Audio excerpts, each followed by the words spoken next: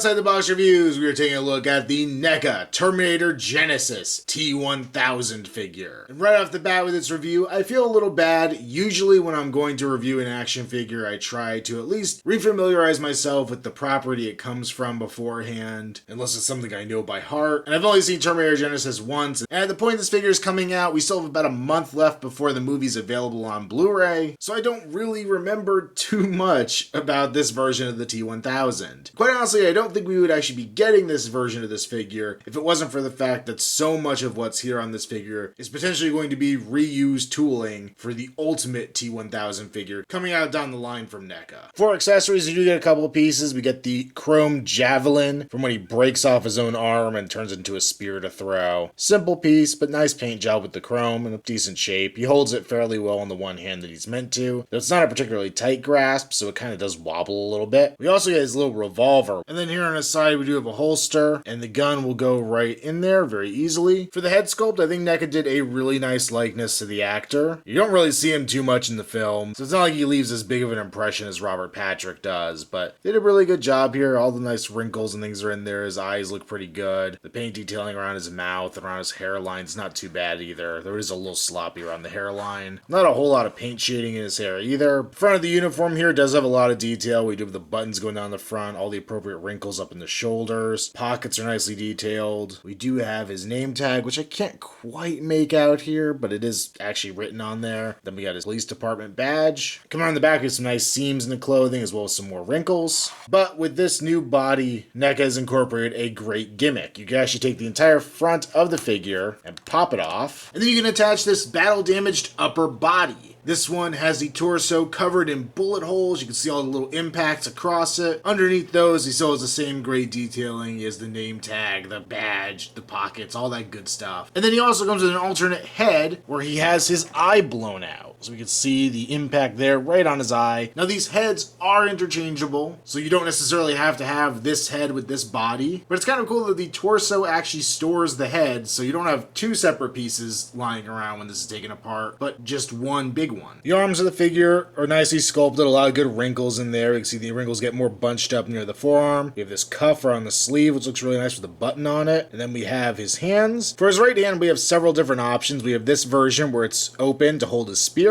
Good detailing. We have his fingernails and all the appropriate lines and everything on there. We get a relaxed hand, which is very appropriate. It also matches the pretty much relaxed hand on his other side. And then we get his trigger finger, so you can put the revolver right in there and have him wielding that. The other arm may not come with interchangeable hands, but we could actually pop it off at the elbow. And we can attach his metallic stump. This is when he cuts his arm off to make the spear, so he just had a little bit of silver edge to it where the metal's separated, and just a very shortened version of the rest of his arm. Around his waist, we have his belt, which is really nicely detailed. We can see it has a nice leather texture to it. See all the great detail, all the little holes in it. We have the buckle itself, a couple pouches here on the side with the silver detailing. Looks like handcuff pouch there on the back, and then of course the holster for his revolver. His lower torso is what I also refer to as the diaper, the soft rubbery plastic that allows better articulation. You can see a lot of wrinkles sculpted in there, and all the appropriate seams and even pockets are sculpted in there, which is great. More wrinkles going down the legs. Not a whole lot of paint shading on this figure, but it works for a cop uniform. Then we have his very nice shiny shoes, a lot of great detail, and I love that they have brown soles to them. Just a little touch that really brings these out and makes them look very nice. For articulation, he has a ball joint at the base of the neck, so you look a little down, a little up, pretty limited by the collar,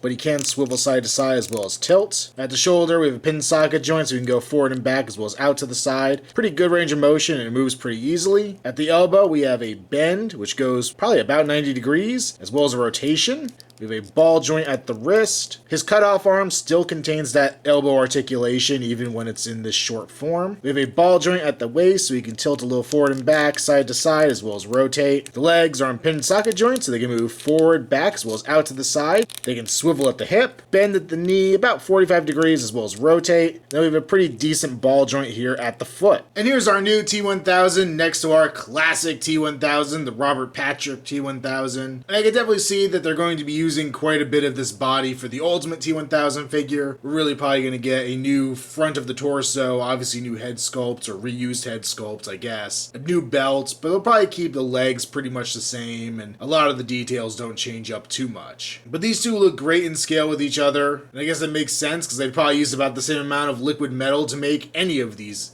T-1000s. And overall, I am really impressed with the amount of detail NECA put into this figure. I think it's very well done in pretty much every aspect. My only real problem is a character problem. I have almost no connection to this T-1000. I actually did enjoy Genisys for the most part, but the T-1000 wasn't featured very well in it. It was kind of just a glorified cameo. And I honestly believe that if this body wasn't reusable for a more classic figure, we definitely would not be getting this character. We would have just been getting some Arnolds. So this figure gets a recommend, but I am so much more excited about that Ultimate T-1000 coming later. Make sure you follow me on Instagram, username Outside the Box Reviews. Also check me out on Facebook, link below. And until next time, this has been our Outside the Box Reviews. I'll be back.